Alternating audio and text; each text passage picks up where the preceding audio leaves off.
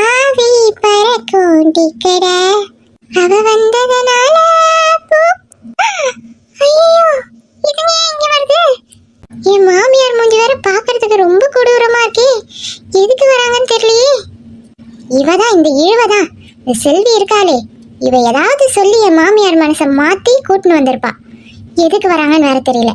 என் வியாபாரத்தை கெடுக்கிறதுக்குன்னே வந்திருக்குங்க.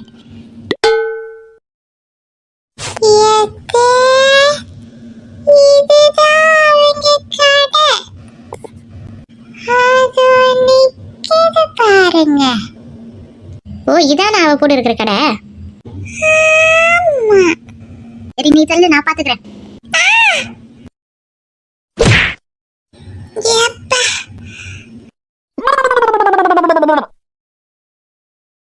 ஐயோ மருமோளே, என்னம்மா தள்ளுன்னு சொல்லி இப்படி தட்டினதுக்கே விழுந்துட்ட.